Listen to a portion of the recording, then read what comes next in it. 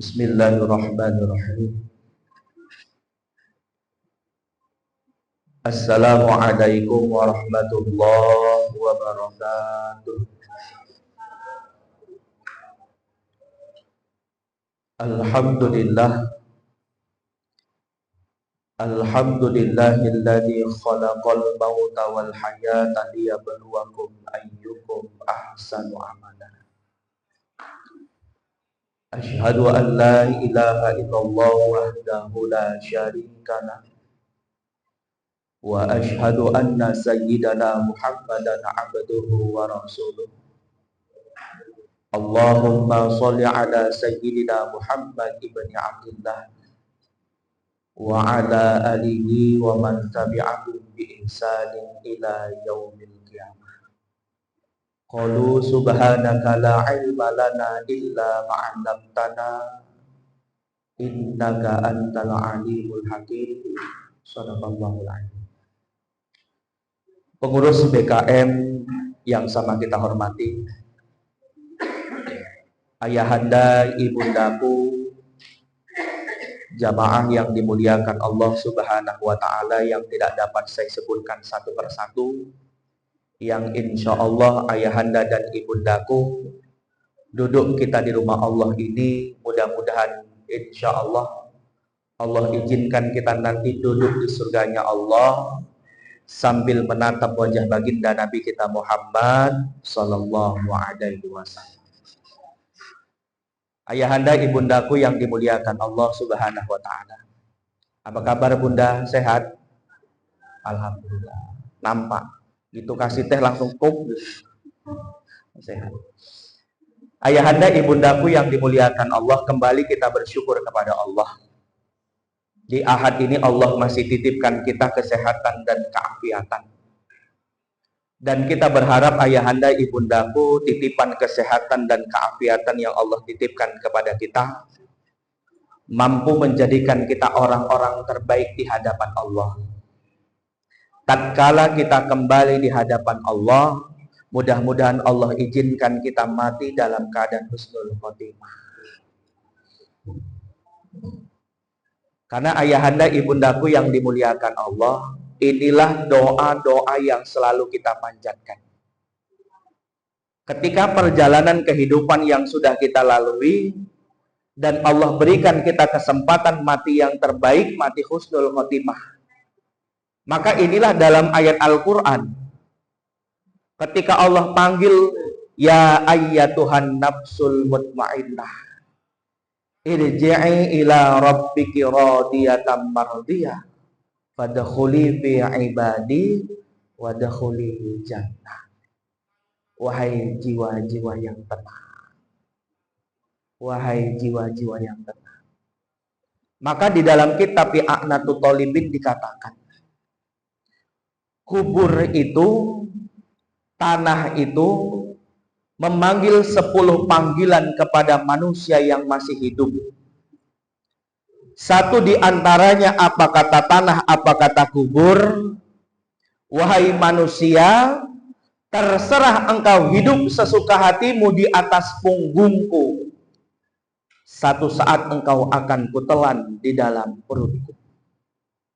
Wahai manusia, terserah engkau hidup sesuka hatimu di atas punggungku. Satu saat engkau akan kutelan di dalam perutku.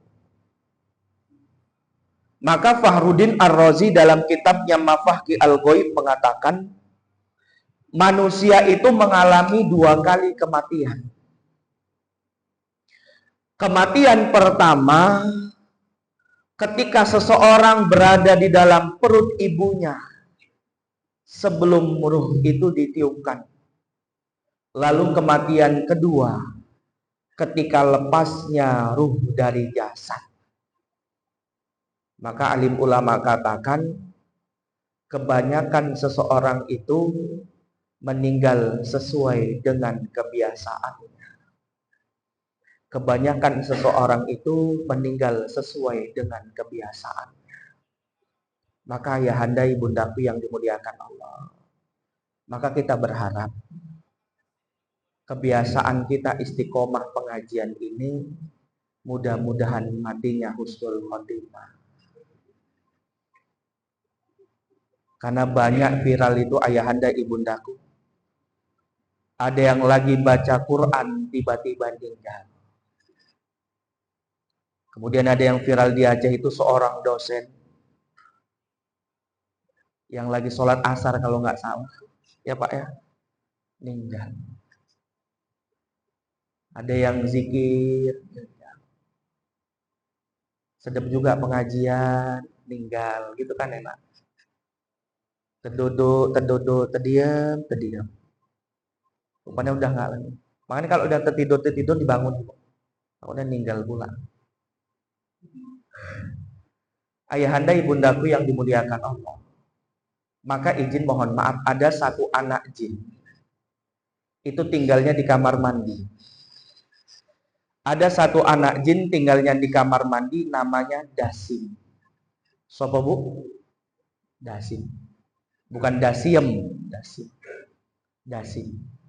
Maka kata baginda Nabi, ada dua tempat kita ini sing nggak oleh suwi-suwi, nggak boleh lama-lama. Pertama pajak, lalu kedua kamar mandi. Makanya ada doa masuk pajak. Peken BSM, ini doa nih. Ini pasti ibu-ibu hafal ya. Biasa kepeken. Hafal bu doa masuk pajak? Enggak bu ya. Doanya biasa dibaca selesai sholat.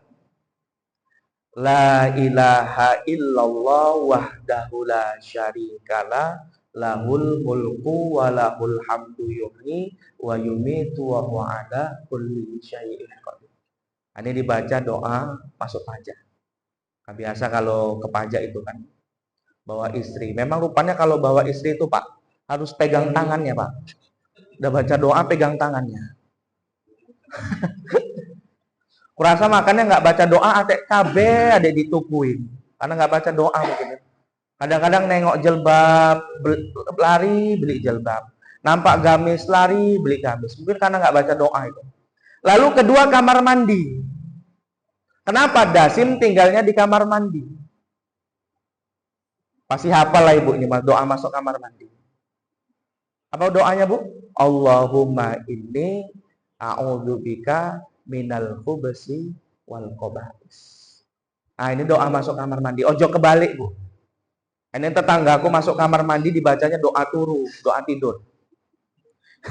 Bismika Allahumma ahya wa bismika amut, puturon di kamar mandi, ketidur di kamar mandi. Suwi ya nampak. Wong lain pula. Mau tidur dibacanya doa masuk kamar mandi. Allahumma inni a'udzubika minal khubsi wal khaba'is. Mules perutnya. Wong lain baca doa. Kenapa? Dasim tinggalnya di kamar mandi. Apa tugasnya Dasim? Pertama, mengganggu hubungan suami istri. Dasim ini nggak suka nengok suami istri akur. Maka Dasim akan datang mengganggu hubungan suami istri biar cekcok. Lalu tugas kedua Dasim adalah mendatangi yang di rumah itu ketika mengalami sakaratul maut. Mendatangi yang di rumah itu ketika mengalami sakaratul maut. Maka alim ulama ajarkan ketika seseorang mengalami sakaratul maut, pertama dibacakan Yasin, lalu kedua ditalkinkan. Apa talkin bu? La ilaha illallah. Dibisikkan ke telinganya. La ilaha illallah. Perlahan-lahan. Biarkan lidahnya bergerak. Kenapa ayahanda ibundaku harus ditalkinkan? Ternyata alim ulama katakan ketika seseorang mengalami sakaratul maut, matanya terbuka. Tapi matanya nggak mampu memandang di kanan dan di kirinya. Tetapi yang masih berfungsi adalah telinganya. Maka DN ditalkinkan la ilaha illallah. Ada seorang istri berkata kepada suaminya, Bang, Kalau aku duluan yang meninggal, abanglah yang talkinkan di telingaku. Seorang suami berkata kepada istrinya, Dek, kalau abang duluan meninggal, kaulah yang talkinkan di telingaku. Ini kurasa pun bisa dipakai ini, Pak. Kalau suaminya nggak bangun sholat subuh, itu talkinkannya nggak apa-apa itu. Wis aja nang masjid kan. La ilaha illallah. Nggak tangi di koka, ngoro, ay ngoro. Insya Allah tangi ku. Sekaligus dipukul paling. Ayahanda ibundaku yang dimuliakan Allah, maka izin mohon maaf. Kadang-kadang ketika seseorang mengalami sakaratul maut, maka ayahanda ibundaku kadang-kadang ada 3 hari 3 malam gak siap sakaratul maut. Ternyata ketika seseorang amal kebaikannya lebih banyak, ketika seseorang mengalami sakaratul maut, maka Allah akan bukakan pandangannya. Pandangan apa? Gambaran-gambaran taman-taman surga. Tapi ketika seseorang mengalami sakaratul maut, tapi kejahatannya lebih banyak, Allah juga akan bukakan gambaran kepada matanya, yakni gambaran nerakanya Allah Subhanahu wa Ta'ala. Kadang-kadang izin mohon maaf 3 hari 3 malam gak siap sakaratul maut. Sampai izin mohon maaf dibuka sengnya. Urung juga. Ada yang ngomong ambilkan daun kelor, pukulkan. Ambilkan daun kelor, Pak, pukulkan. Belum juga. Ustadz satu lagi bilang ambilkan daun pepaya, bagus itu. Ambilkan daun pepaya, Bu, pukulkan. Belum juga. Ustadz satu lagi bilang ambilkan daun lompong, lompong pun bagus. Ambilkan daun lompong, Bu, pukulkan. Belum, meninggal juga. Ustadz satu lagi bilang ambilkan daun pintu masjid. Diambilkan, Bu, alhamdulillah, meninggal. Kurasanya nggak sakaratul maut, Pak, yang hidup pun meninggal. Maka kita berharap ayahanda ibundaku yang dimuliakan Allah, duduk kita istiqomah ini, mudah-mudahan datang sakinah ketenangan dalam diri kita. Pada akhirnya keberkahan ini Bunda datang kepada keturunan-keturunan kita, menjadikan keturunan yang solih dan solihah, yang insya Allah akan membawa kedua orang tuanya masuk ke surganya Allah Subhanahu wa Ta'ala. Salawat dan salam tercurahkan kepada junjungan baginda Nabi kita Muhammad sallallahu alaihi wasallam. Allahumma sholli wa sallim wa barik. Mudah-mudahan dengan memperbanyak salawat dan senantiasa menghidupkan sunnah-sunnahnya, kita akan mendapatkan syafaat di hari yaumalan fauna wala banun illa man atallaha biqalbin salim. Di hari ketika harta, anak-anak dan lain sebagainya tidak berguna, kecuali illa man atallaha biqalbin salim, kecuali hati yang selamat. Ayahanda ibundaku yang dimuliakan Allah Subhanahu wa Ta'ala, ada 3 pesan Sayyidina Umar bin Khattab radhiyallahu an, dan berharap mudah-mudahan 3 pesan ini menjadi bekal menuju kehidupan kita yang lebih baik. Apa kata Sayyidina Umar bin Khattab radhiyallahu an? Yang pertama, sesungguhnya Allah menyembunyikan ridhonya di balik amal-amal yang dilakukan manusia. Sesungguhnya Allah menyembunyikan ridhonya di balik amal-amal yang dilakukan manusia. Ayahanda ibundaku yang dimuliakan Allah, amal itu bukan sekedar besar atau kecil suatu amal. Bukan hanya dipandang dahsyat atau yang dianggap remeh suatu amal. Tapi amal yang kita bawa di hadapan Allah adalah amal yang diridhoi oleh Allah Subhanahu wa Ta'ala. Besar pun amal, dahsyatnya suatu amal, tapi tanpa keridhaan Allah, apalah daya suatu amal di hadapan Allah. Maka amal yang terbaik apa? Ahsanu amalah, yang mendatangkan keikhlasan di hadapan Allah Subhanahu wa Ta'ala. Ayahanda ibundaku yang dimuliakan Allah, ketika Imam Abu Dawud ketika Imam Abu Daud ketika hendak menyeberangi satu sungai. Al-Imam Abu Daud menyewa sebuah perahu.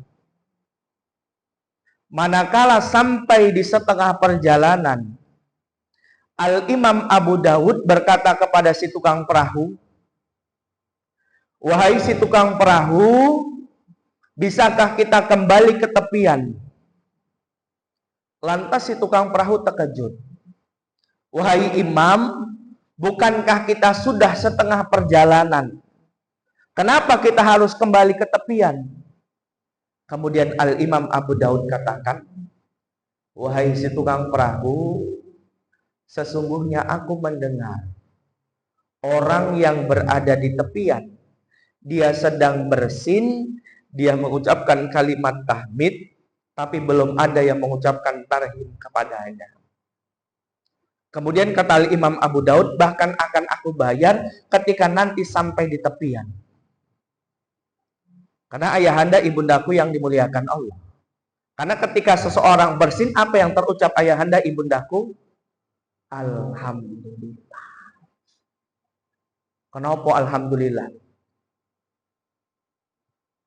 Karena ada yang bilang katanya virus-virus keluar. Kadang-kadang udah nare awal, tapi nggak jadi bersin, aneh kali itu.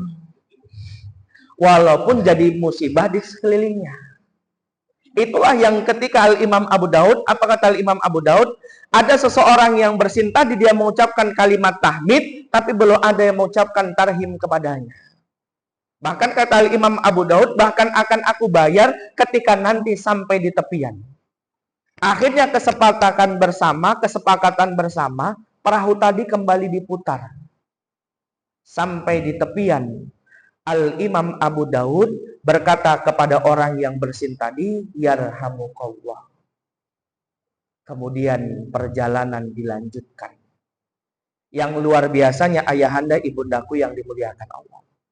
Keesokan harinya, semua orang yang berada di perahu tadi, semuanya mimpi dan mimpinya sama. Apa mimpinya sama? Mereka mendengar satu ucapan bahwa Al-Imam Abu Daud telah membeli surga dengan 1 dirham. Amalnya sederhana, Pak. Amalnya kita anggap sepele. Tapi boleh jadi amal yang sederhana itu akan besar di hadapan Allah. Ayahanda ibundaku yang dimuliakan Allah. Jangan pernah remehkan suatu amal. Terkadang menurut kita biasa, tapi boleh jadi menurut Allah luar biasa. Ada orang nggak pernah tinggal sholat duhanya. Dia lakukan 2 rakaat sampai ajal menjemputnya. Tapi kadang-kadang 2 rakaat itu akan besar di hadapan Allah Subhanahu wa Ta'ala. Ada orang nggak pernah tinggal sholat witirnya. Minimal 1 rakaat sebelum dia tidur. Dia lakukan sampai ajal menjemputnya. Tapi boleh jadi 1 rakaat itu akan besar di hadapan Allah.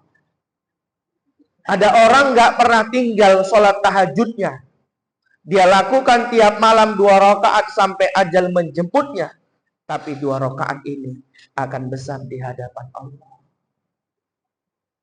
Apalagi banyak sekarang sedekah Jumat itu. Di masjid-masjid.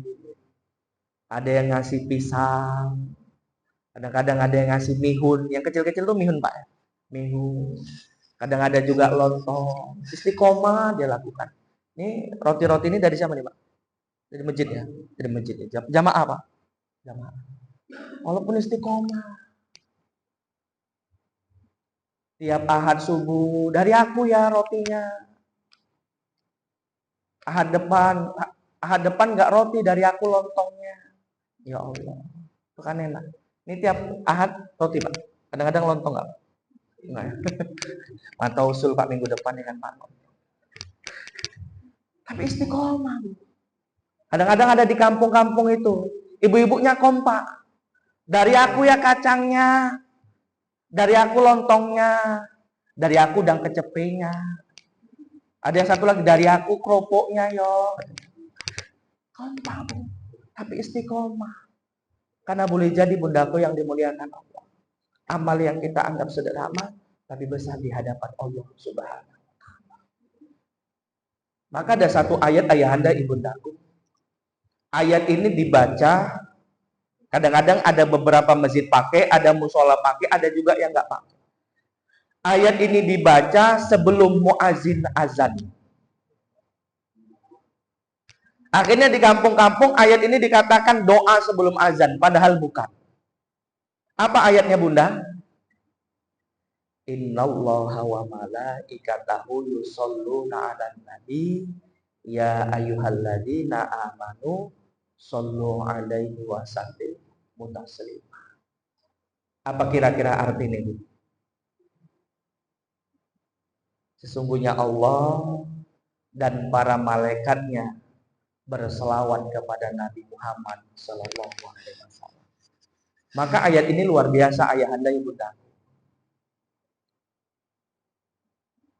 Apa luar biasanya ayahanda ibundaku, sesungguhnya Allah dan para malaikatnya berselawat kepada Nabi Muhammad sallallahu alaihi wasallam. Imam Ibnu Katsir dalam tafsirnya Al-Qur'anul Azim mengatakan, bentuk selawatnya Allah kepada Nabi Muhammad adalah bentuk pujian dan sanjungan Allah. Sedangkan bentuk selawatnya manusia kepada Nabi Muhammad adalah bentuk doa yang berharap syafaat, pertolongan dari Nabi kita Muhammad sallallahu alaihi wasallam. Ayahanda ibundaku yang dimuliakan Allah Subhanahu wa taala. Kenapa ayahanda ibundaku yang dimuliakan Allah, ini ayatnya luar biasa. Ternyata ketika Allah berselawat kepada Nabi Muhammad sallallahu alaihi wasallam adalah bentuk pujian dan sanjungan Allah. Sedangkan bentuk selawat kita manusia kepada Nabi Muhammad adalah bentuk doa yang berharap syafaat, pertolongan dari Nabi kita Muhammad sallallahu alaihi wasallam. Bahkan dalam satu hadis dikatakan, selawatnya manusia yang dilakukan baginda Nabi sallallahu alaihi wasallam dilakukan kita kepada baginda Nabi, sekali kita berselawat kepada Nabi Muhammad, Allah akan berselawat kepada kita 10 kali. 10 kebaikan dan 10 ampunan. Bahkan riwayat lain dikatakan, siapa yang berselawat kepada Nabi Muhammad sekali, maka Allah akan tunaikan 100 hajatnya. Allah akan kabulkan 100 keinginannya. 30 di dunia, 70 di akhirat. 30 di dunia, 70 di akhirat dengan modal sholawat. Maka alim ulama katakan selawat ini amalan yang enggak akan pernah tertolak. Walaupun niatnya ria, pengen dipuji, tetap ada nilainya di hadapan Allah Subhanahu wa taala. Menggoreng ikan sholawat. Salatullah salamullah ala toha rasulillah. Salatullah. Ikannya masak dapat nilai sholawat. Menjemuri pakaian sholawat. Atik nyapu sholawat. Mau begadu ambek suami sholawat desik pun iso iku, Bu. Nggak jadi begadu kan, Pak. Ayahanda ibundaku yang dimuliakan Allah Subhanahu wa taala. Maka ada satu kisah luar biasa ayahanda ibundaku. Ada satu kisah luar biasa namanya Sultan Mahmud. Beliau adalah pemimpin Turki Utsmani. Nanti boleh dicek di YouTube. Nenek-nenek eneng YouTube, Bu. Nek. Eneng. Ataupun kalau ada paketnya, nanti boleh dicek di YouTube. Kisah Sultan Mahmud Turki Utsmani. Beliau luar biasa, nggak pernah meninggalkan selawatnya kepada baginda Nabi Shallallahu Alaihi Wasallam. Satu ketika ayahanda ibundaku, Sultan Mahmud ini didatangi tamu. Nama tamunya Faisal. Siapa, Bu? Faisal. Nama tamunya Faisal. Diketok, singgah sananya. Assalamualaikum, assalamualaikum. Rupanya yang datangi tamunya ini ajudan Sultan, namanya Fasa. Siapa, Bu? Fasa. Dibuka sama Fasa. Faisal, ada urusan apa engkau datang kemari? Apa kata Faisal? Fasa, Sultan punya utang kepadaku. Dan hari ini aku datang biar Sultan melunasi hutang-hutangnya kepadaku. Kemudian ditutup pintunya. Kenapa? Karena Fasa yakin gak mungkin Sultan punya hutang kepada Faisal. Ini orang ngada-ngada aja nih, tutup pintunya. Tutup pintunya, diketok lagi. Dibuka. Faisal, ada urusan apa Anda ingin berjumpa kepada Sultan? Fasa, Sultan itu punya hutang kepadaku. Dan hari ini aku datang biar Sultan melunasi hutang-hutangnya kepadaku. Akhirnya diambilkan kantong ibu yang berisi uang. Dikasih sama si Faisal tadi, Faisal nolak. Aku nggak mau uangmu, tapi aku ingin berjumpa kepada Sultan. Diusir nggak mau pergi, diusir nggak mau pergi, dikasih duit pun nolak. Akhirnya Fasa datangi Sultan Mahmud. Apa kata Fasa? Sultan, di luar ada orang gila. Dia katakan orang gila. Sudah aku kasih uang, tapi dia nggak mau pergi. Tapi dia bermaksa untuk berjumpa kepada Sultan. Dia katakan bahwasanya Sultan punya hutang kepadanya. Apa kata Sultan? Kalau gitu suruh dia masuk. Akhirnya siapa namanya Bu tadi? Tamunya Faisal. Faisal pun masuk. Masuk. Sampai di depan Sultan, dia tunjuk Sultan. Sultan, Anda punya hutang kepada aku. Dan hari ini aku minta agar Anda melunasi hutang-hutangmu kepada aku. Kemudian apa kata Sultan? Wahai Faisal, apa rupanya utangku kepadamu? Kemudian Faisal cerita, wahai Sultan, sesungguhnya aku seorang pedagang dan daganganku bangkrut dan aku punya hutang di mana-mana.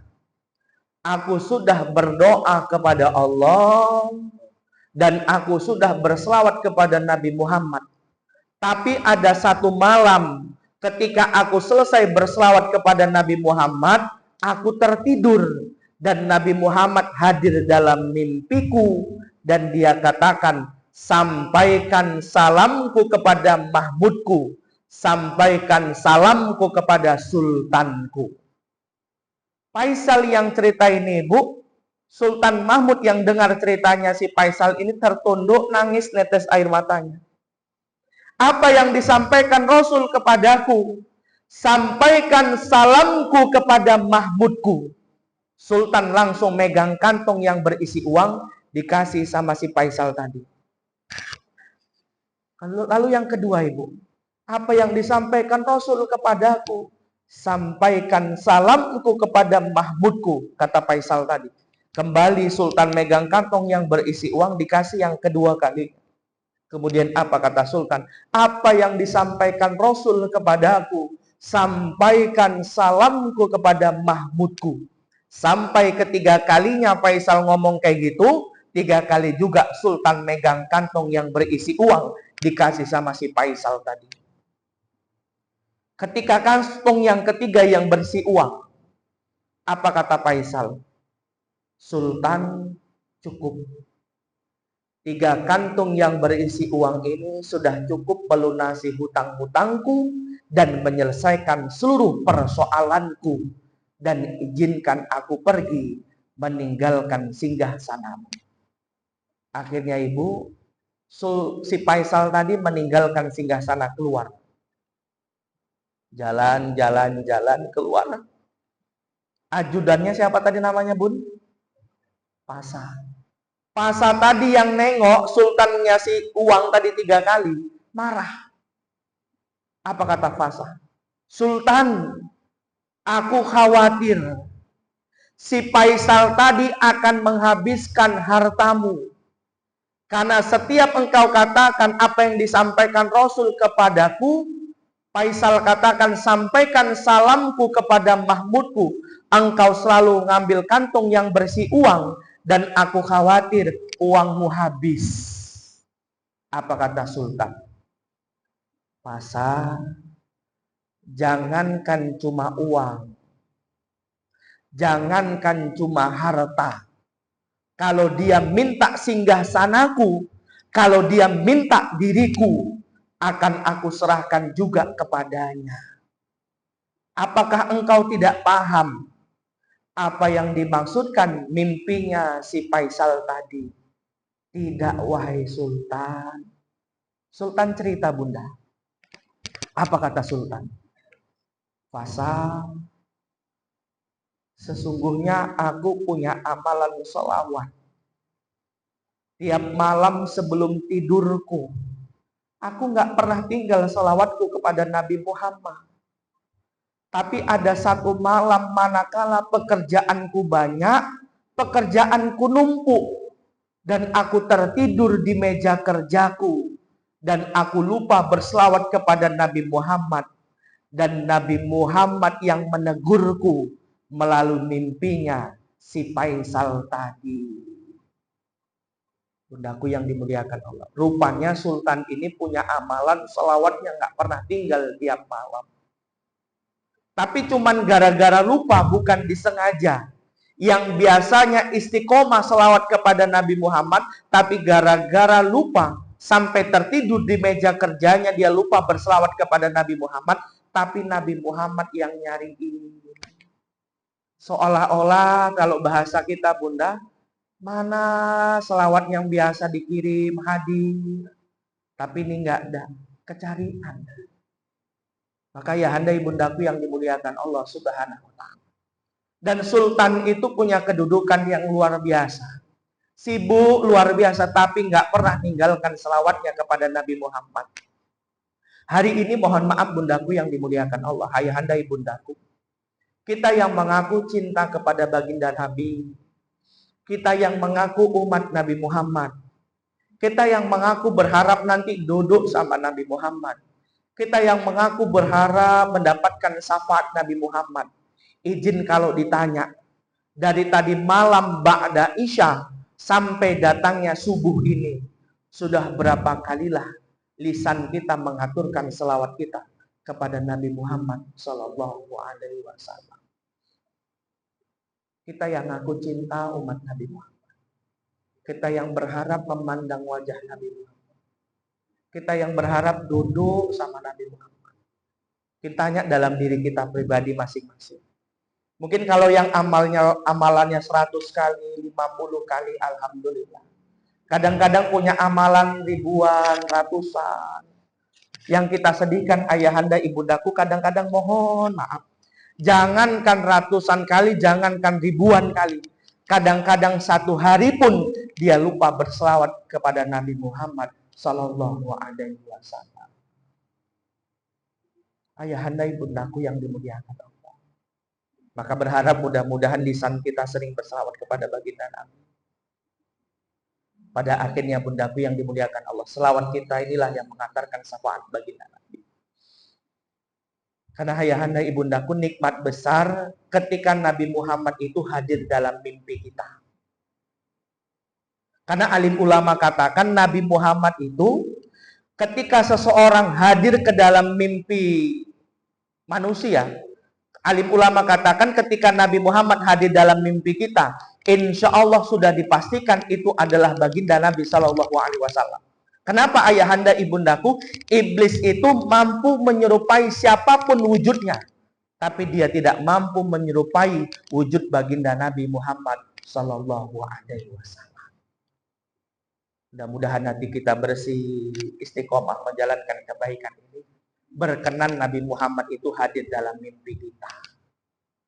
Maka ada amalan ayahanda ibundaku, ada satu anak murid kiai. Murid kiai ini minta amalan sama kiainya.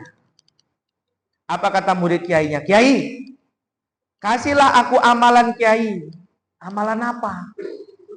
Amalan biar aku mimpi Nabi Muhammad. Apa kata kiainya? Oh, kau mau mimpi Nabi Muhammad? Mau kiai. Amalannya gampang. Apa itu Kiai? Nanti malam kau cari ikan asin 1 piring. Kiainya suka jawab kayak gitu. Kau cari ikan asin 1 piring, kemudian kau goreng. Udah kau goreng 1 piring itu, kemudian engkau habiskan 1 piring ikan asin itu, tapi jangan minum. Jangan minum. Saya nggak tahu entah ikan asin lidah, entah ikan asin apa. Akhirnya pulanglah murid Kiai tadi, sampai ke rumahnya dicari ikan asin. Digoreng 1 piring, dimakan, dihabisin. Dimakan, habisin, ditahan nggak minum. Rupanya tertidur,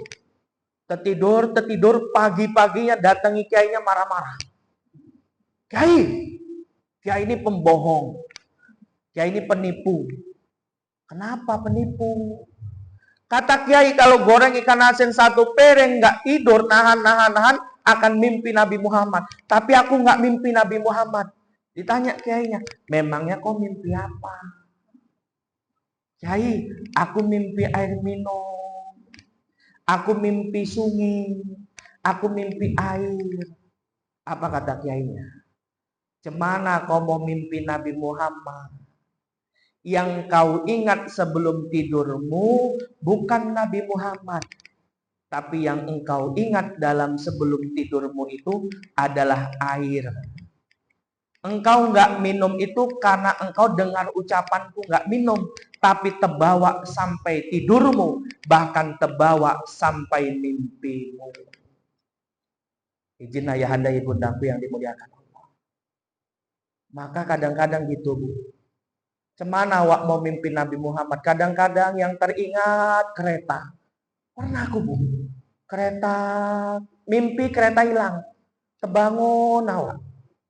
Mimpi maling masuk rumah. Mungkin yang saya ingat sebelum tidur adalah harta. Maka yang hadir dalam mimpiku adalah harta. Maka izin ayahanda ibundaku, saya teringat mimpi tadi malam. Pas pula ini ceritanya. Saya tadi malam ditelepon ayahanda Ustadz Nurben. Karena saya menantu Ustadz Nurben. Beliau telepon karena Ustadz Amril yang telepon Ustadz Nurben. Waalaikumsalam. Ada apa, Bi? Nanti besok subuh gantikan Ustadz Amril. Insya Allah di Masjid Al Hidayah suka apa, Pak? Suka ramai. Insya Allah saya bilang. Insya Allah. Kenapa rupanya Bi? Ustadz Amril sakit. Tiba-tiba sakit perutnya, kita doakan mudah-mudahan Allah angkat penyakitnya, Bunda. Namanya menantu yang berbakti, langsung aku bilang insya Allah, Bi. Nolak pun aku takut, Pak. Dipecat pula aku jadi menantu kan, Pak. Cekeknya pula kan. Terimalah. Ayahanda ibundaku, saya tutup. Izin mohon maaf, Bunda. Karena saya sering nengok di YouTube ini, di Facebook, sering live. Terbayang sampai tertidur, Bu. Terbayang saya jam 2 terbangun, Bu. Apa terbangun saya? Izin mohon maaf, saya telat datang ke masjid ini.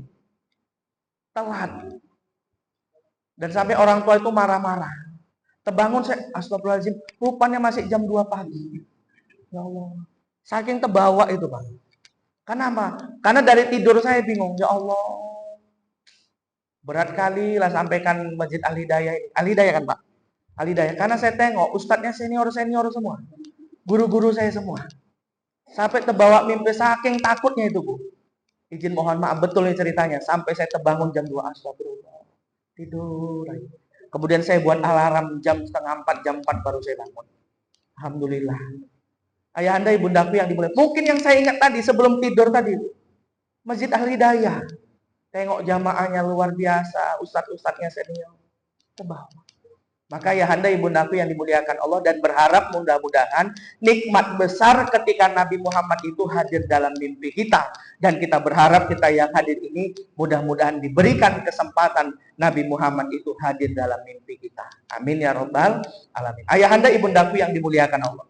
Lalu yang kedua, pesan Sayyidina Umar bin Khattab radhiyallahu an, sesungguhnya Allah menyembunyikan murkanya di balik dosa-dosa yang dilakukan manusia. Sesungguhnya Allah menyembunyikan murkanya di balik dosa-dosa yang dilakukan manusia. Ayahanda ibundaku, dosa juga bukan sekedar besar atau kecil suatu dosa. Bukan hanya dipandang dahsyat atau yang dianggap remeh suatu dosa. Tapi kata Imam Fudai bin Iyad, seberapa besar zat yang engkau durhakai. Kata Imam Fudai bin Iyad, seberapa besar zat yang engkau durhakai. Maka ayahanda ibundaku, gak ada orang yang gak berdosa. Gak ada orang yang gak punya salah. Mungkin yang bicara ini yang paling banyak dosanya. Ayahanda ibundaku, orang yang berdosa, orang yang punya salah adalah orang yang biasa. Tetapi orang yang tahu akan dosa dan kesalahannya, mereka adalah orang-orang yang luar biasa. Maka kita berharap ayahanda ibundaku, mudah-mudahan dari rumah kita tadi, bismillahirrahmanirrahim, duduk kita hari ini dengar majelis taklim, mudah-mudahan setiap langkah kita akan menghapuskan dosa dan kesalahan kita.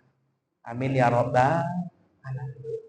Karena baginda Nabi katakan, orang yang keluar dari rumahnya datang untuk menuntut ilmu, diamalkan ataupun tidak diamalkan, maka ayahanda ibundaku, maka fadilahnya seperti sholat sunnah 1000 rakaat. Betul Pak ya? Sholat sunnah 1000 rakaat. Diamalkan ataupun tidak diamalkan, fadilahnya seperti sholat sunnah 1000 rakaat. Izin Bu, ada yang pernah sholat sunnah 1000 rakaat Ibu? Selama hidup Bu? Belum ada Bu ya? 100 rakaat ada Pak? Ada Pak izin 100 rakaat? Enggak Pak ya? Ya aku pun enggak pernah. Enggak sanggup lah kita Pak. Ya kan 1000 rakaat. Sekali berdiri maksudnya. 100 rakaat 1000 rakaat belum Pak. Enggak sanggup lah kita. Kurasa jangankan 1000 rakaat, jangankan 100 rakaat. Izin mohon maaf. Kadang-kadang sholat tarawih pun nengok imamnya kok Pak. Sopo imamnya? Oh awak iki. Ustaz ini. Oh mantep itu. Siapa imamnya? Oh Ustaz ini. Oh lama itu suwi ngomongnya. Tondoi Pak. Kurasa di kampung pula. Sini enggak mungkin lah. Sini enggak. Kampungku. Kadang-kadang izin mohon maaf, di kampung tuh kadang-kadang ada daftar imam-imam tarawihnya. Itu ditandai sama jamaah itu. Malam pertama Ustadz ini malam kedua. Oh ini cepet ini ngegas. Kalau ini suwi. Saya izin mohon maaf Pak. Saya ada ngisi tarawih. Saya nggak ngasih tahu tempatnya di Binjai. 23 rakaat sama kultum. Saya bawa 23 rakaat sama kultum, siapnya jam 9:15.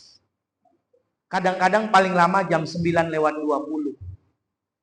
Itu pun siap sholat, BKM-nya ngomong, Ustadz, ya Pak, kalau bisa minggu depan agak lebih cepat ya. Batin, oh cocok lah, wis mati man.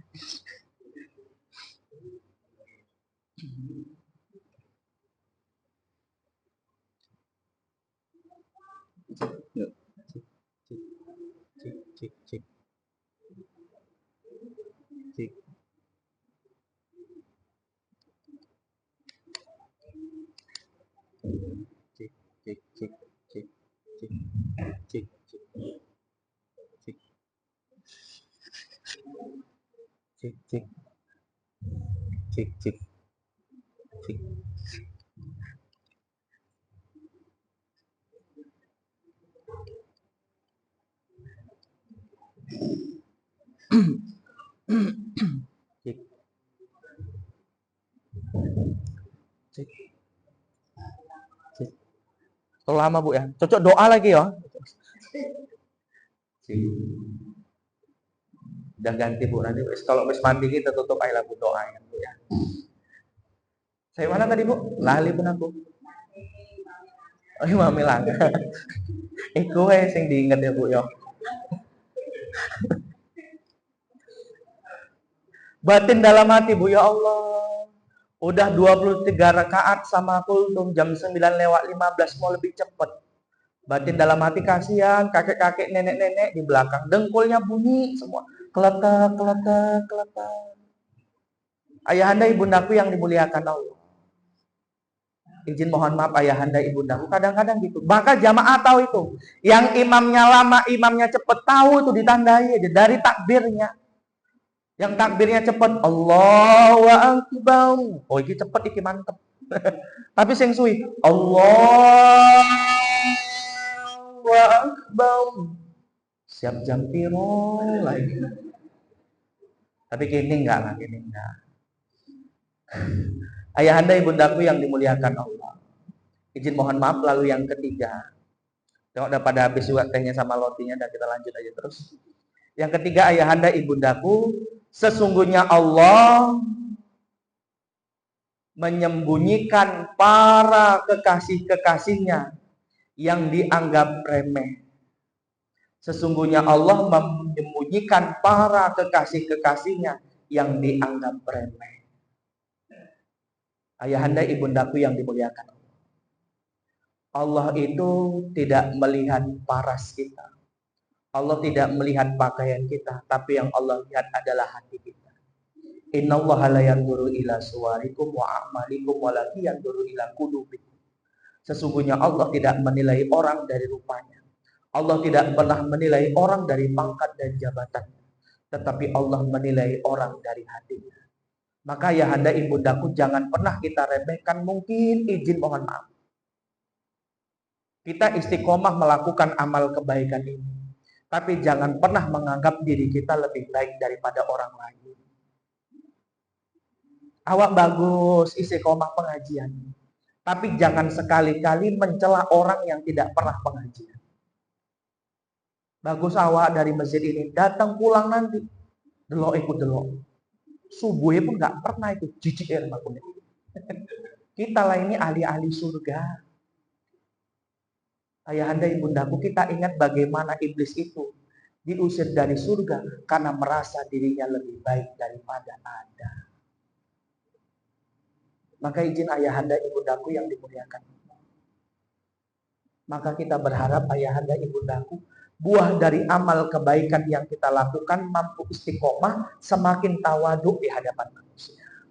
Boleh jadi ada orang mungkin yang kita nggak pernah tahu amal kebaikannya, kita nggak pernah tahu bagaimana kebaikan amalnya, sholatnya, tapi boleh jadi tiap malam dia berdiri di hadapan Allah, ayahanda ibundaku, berdoa kepada Allah, mungkin tiang aras gemetar karena doa-doa terbaiknya. Negeri kita ini, lingkungan kita ini masih Allah selamatkan dari bala dan musibah.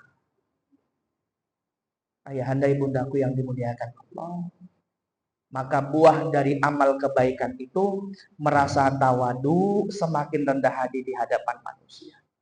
Karena ayahanda ibundaku, kita berharap ketika kita melakukan amal kebaikan ini, Allah jauhkan kita sifat merasa diri kita itu lebih baik daripada orang lain. Karena sifat inilah yang akan menggugurkan amal kebaikan-kebaikan kita. Ayahanda ibundaku yang dimuliakan Allah, karena saya tengok udah 6:30, karena ada 2 sesi tadi, saya dengar Pak. Kurasa cukup 1 sesi aja lah, aku takut kali kalau ditanya-tanya. Rasa nggak ada yang nanya lah, kok aku kan. Nanya mah guru-guru aja lah, ustadz-ustadz senior. Allah alam bisawab ayahanda ibundaku, mudah-mudahan mohon maaf atas segala penyampaian saya. Mungkin ada bahasa-bahasa saya yang kasar, saya mohon maaf Bunda, karena saya memang makhluk kasar, bukan makhluk halus. Mudah-mudahan kita bertemu di lain kesempatan. Saya doa mudah-mudahan ayahanda ibundaku semua dalam keadaan sehat walafiat, berkah hidupnya, berkah umurnya. Mudah-mudahan lunas segala utang-utangnya. Ketoro ake utang Pak. Allah alam bisa Pak.